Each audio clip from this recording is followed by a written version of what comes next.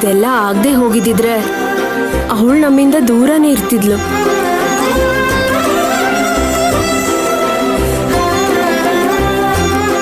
ನನಗೂ ನಿಮ್ಗಳ ಜೊತೆ ಇದೀನಲ್ಲ ಅನ್ನೋ ಸಮಾಧಾನ ಇದೆ. ಆದ್ರೆ ಮುಂದಿನ ಬದುಕು ಹೇಗೆ ಅಂತ ಯೋಚನೆ ಮಾಡ್ಬೇಕಲ್ವಾ? ಮತ್ತೆ ಯಜಮಾನ್ರ ಹತ್ರ ಸಹಾಯ ತಗೊಳ್ಳೋದು ನನಗಿಷ್ಟ ಆಗಲ್ಲ.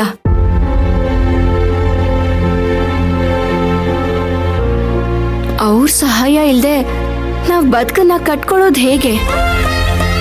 ನನಗೂ ಅದೇ ಯೋಚನೆ ಕಣವ. ನನಗಂತೂ ತೋಟದಲ್ಲಿ ಕೆಲಸ ಮಾಡೋದ್ ಬಿಟ್ಟು ಬೇರೆ ಕೆಲಸ ಗೊತ್ತಿಲ್ಲ. ಆದ್ರೆ ಈ ಊರಲ್ಲಿ ಮನೆ ಮುಂದೆ ಅಲಂಕಾರಕ್ಕೆ ಗಿಡ ಮರ ಬೆಳೆಸವ್ರೆ ಹೊರತು ಇನ್ನು ತೋಟ ಅನ್ನೋದು ಕನ್ಸನ್ ಮಾತು ಬಿಡವ. ಅಪ್ಪ, ಈಗ ಸದ್ಯಕ್ಕೆ ನಿನ್ ಕೆಲ್ಸದ ಬಗ್ಗೆ ಏನು ಯೋಚನೆ ಮಾಡ್ಬೇಡ. ಈಗ ಯೋಚನೆ ಮಾಡ್ಬೇಕಾಗಿರೋದು ಲಕ್ಷ್ಮಿ ಓದಿನ ಬಗ್ಗೆ, ಅವಳ ಸ್ಕೂಲ್ ಬಗ್ಗೆ. ಅವಳಿಗೆ ಮುಂದೆ ಚೆನ್ನಾಗಿ ಓದಿಸ್ಬೇಕು. ಹಾಗೆ ಕುಮಾರಿ ವಿದ್ಯಾಭ್ಯಾಸದ ಬಗ್ಗೆನೂ ಯೋಚನೆ ಮಾಡ್ಬೇಕು. ಈಗ ಯಾವ ಕಡೆ ಹೆಜ್ಜೆ ಹಾಕ್ಬೇಕು ಅನ್ನೋದೇ ಗೊತ್ತಾಗ್ತಾ ಇಲ್ಲ.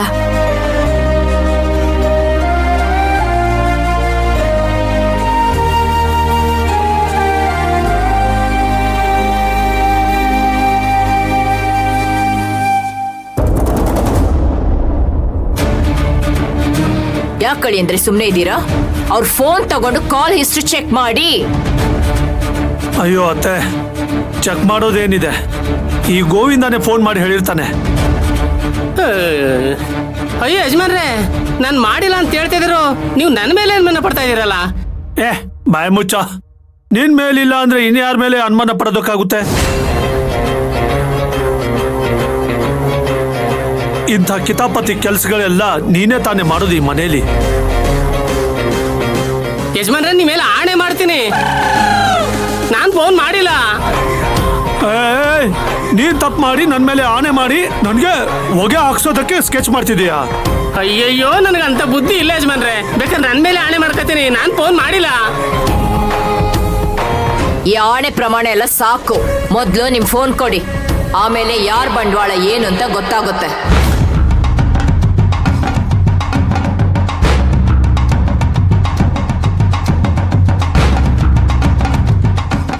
ತಗೊಳ್ಳಿ ಯಜಮಾನ್ರೆ, ಬೇಕಾದ್ರೆ ಚೆಕ್ ಮಾಡ್ಕೊಳ್ಳಿ.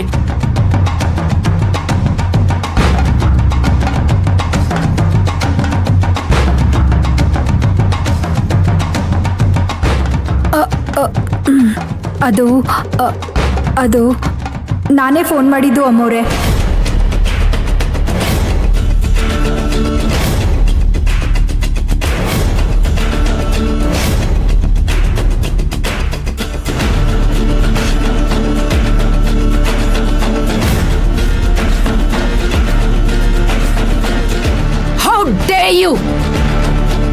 ನನ್ನ ಗಂಡನ ಮಾತು ನಾನೇ ಮೀರೋದಿಲ್ಲ. ಅದು ಅಲ್ಲದೆ ಈ ಮನೆ ಕೆಲಸದವಳು ನೀನು. ನಮಗ್ ಗೊತ್ತಿಲ್ದಿರೋ ಹಾಗೆ ಅವಳಿಗೆ ನೀನ್ ಫೋನ್ ಮಾಡಿದ್ಯಾ? ನಿನ್ನಂತವಳು ಒಂದು ಕ್ಷಣ ಕೂಡ ಈ ಮನೇಲಿ ಇರಬಾರ್ದು. ಈಗಲೂ ಲಗೇಜ್ ತಗೊಂಡು ಹೋಗ್ತಾ ಇರು.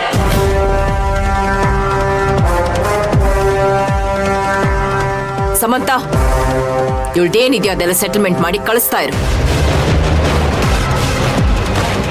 ಅಮ್ಮೋರೆ, ಅಮ್ಮೋರೆ, ದಯವಿಟ್ಟು ಹಾಗೆ ಮಾಡಬೇಡಿ ಅಮ್ಮೋರೆ. ದಯವಿಟ್ಟು ನನ್ನ ಕ್ಷಮಿಸ್ಬಿಡಿ ಅಮ್ಮೋರೆ. ದೊಡ್ಡ ಯಜಮಾನ್ರಿಗೆ ಈಗ ಆಯ್ತು ಅಂತ ನೀವೆಲ್ಲ ಗಾಬರಿಲಿದ್ರಲ್ಲ, ಅದಕ್ಕೆ ಫೋನ್ ಮಾಡಿದೆ ಅಮ್ಮೋರೆ.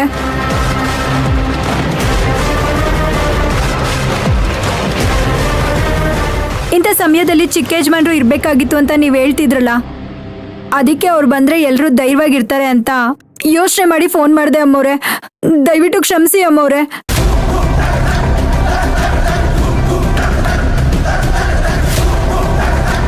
ನಿಮ್ಮ ಮಾತೆ ನೀನು ಯಾವತ್ತೂ ಮೀರೋದಿಲ್ಲ ಅಮ್ಮೋರೆ.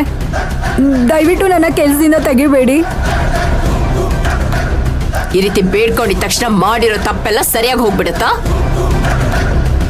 ಅವನೊಬ್ನೇ ಬಂದಿದ್ರೆ ನನಗೇನೋ ಖುಷಿ ಆಗ್ತಾ ಇತ್ತು.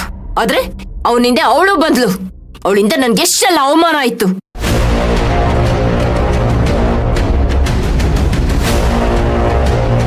ಅದಕ್ಕೆಲ್ಲ ಕಾರಣ ನೀನೇ. ಅಂದ ಮೇಲೆ ನೀನ್ ಯಾಕೆ ಇಲ್ಲಿರ್ಬೇಕು?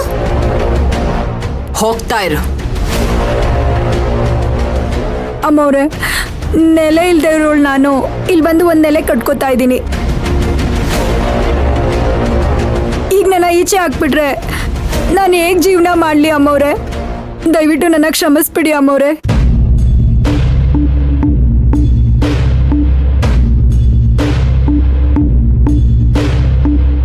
ಗಂಡನಿಂದ ದೂರ ಆಗಿರೋಳು ನಾನು ಇವಾಗ ಈ ಪ್ರಪಂಚದಿಂದನೇ ದೂರ ಆಗ್ಬೇಕಾಗುತ್ತೆ ಅಮ್ಮವ್ರೆ. ದಯವಿಟ್ಟು ನನ್ನ ಕ್ಷಮಿಸ್ಬಿಡಿ. ದಯವಿಟ್ಟು ನನ್ನ ಮನೆಯಿಂದ ಆಚೆ ಕಳಿಸ್ಬೇಡಿ ಅಮ್ಮವ್ರೆ. ಹೋಗ್ಲಿ ಬಿಡು ಮೋಮ್, ಇದು ಒಂದ್ಸಲ ಕ್ಷಮಿಸ್ಬಿಡು. ಇವಳಿನ ಮನೆಯಿಂದ ಹೊರಗೆ ಹಾಕಿದ್ರೆ ಇವಳೇನಾದ್ರೂ ಹೆಚ್ಚು ಕಮ್ಮಿ ಮಾಡ್ಕೊಂಡ್ರೆ ಅದು ಕೂಡ ನಮ್ ತಲೆ ಮೇಲೆ ಬರುತ್ತೆ.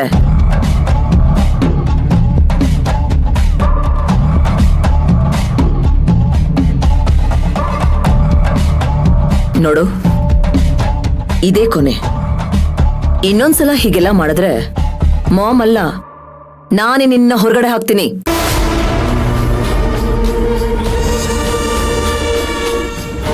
ನೆಟ್ ಕೆಲಸ ಮಾಡ್ಕೊಂಡಿರೋದನ್ನ ಕಲಿ. ಅದನ್ ಬಿಟ್ಟು ನಮ್ ವಿಷಯಕ್ಕೇನಾದ್ರೂ ಬಂದ್ರೆ ಪರಿಣಾಮ ನೆಟ್ಟಗಿರಲ್ಲ. ಹೋಗ್ ಕೆಲ್ಸ ನೋಡ್ಕೋ. ಸರಿ ಮರೆ. ಏ ಬಾ.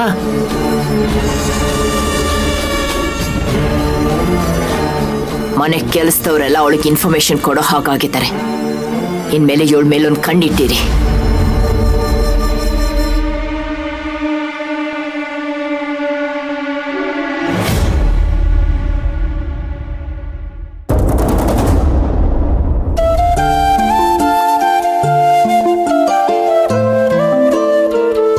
ಮಯೂರಿ, ನಾನು ಯಾವ್ದಾದ್ರು ಮನೆ ಕೆಲಸ ಮಾಡಿ ಒಂದ್ 4 ಕಾಸು ದುಡಿತೀನಿ ಕಣವ. ಹೆಂಗಿದ್ರು ಕುಮಾರಿ ಮನೇಲೆ ಇರ್ತಾಳೆ, ಅವಳೇ ಎಲ್ಲ ನೋಡ್ಕತ್ತಾಳೆ. ಅಜ್ಜಿ, ಈ ವಯಸ್ಸಲ್ಲಿ ನೀನ್ ಸುಮ್ನೆ ಮನೇಲಿರೋದ್ ಬಿಟ್ಬಿಟ್ಟು ಕೆಲ್ಸಕ್ಕೆ ಹೋಗ್ತೀನಿ ಅಂತಿದೀಯಲ್ಲ. ನೀನ್ ಎಲ್ಲೂ ಹೋಗೋದ್ ಬೇಡ, ನಾನೇ ಯಾವ್ದಾದ್ರು ಕೆಲ್ಸ ನೋಡ್ಕೊಂತೀನಿ. ಹೇಗಿದ್ರು ನಾನು ಓದೋದ್ ಮುಗ್ದಿದ್ಯಲ್ಲ, ಇನ್ ಓದಿದ್ ಸಾಕು. ನಾನು ಯಾವ್ದಾದ್ರು ಕೆಲ್ಸ ನೋಡ್ಕೊಂತೀನಿ. ಕುಮಾರಿ, ನಾನ್ ಇದಕ್ ಒಪ್ಪೋದಿಲ್ಲ. ನೀನಿನ್ನೂ ಓದ್ಬೇಕು. ಬರೀ ಅದ್ರ ಕಡೆ ಮಾತ್ರ ಗಮನ ಕೊಡು. ಈ ಕೆಲ್ಸ ಗಿಲ್ಸ ಎಲ್ಲ ಏನು ಬೇಡ. ಅಕ್ಕ, ಬೆಳಗ್ಗೆಯಿಂದ ಸಂಜೆವರೆಗೂ ಓದ್ಕೊಂಡಿದ್ರೆ ಹೇಗೆ ಹೇಳು? ನಾನು ಕೆಲ್ಸ ಮಾಡ್ಕೊಂಡು ಕರೆಸ್ಪಾಂಡೆನ್ಸ್ ಅಲ್ಲಿ ಓದ್ಕೋತೀನಿ. ಬೇಡ ಅಂತ ಹೇಳ್ತಿದ್ದೀನಿ ತಾನೆ. ಮತ್ತೆ ನೀನು ಕೆಲ್ಸಕ್ಕೆ ಹೋಗೋದ್ರ ಬಗ್ಗೆ ಮಾತಾಡ್ಬೇಡ.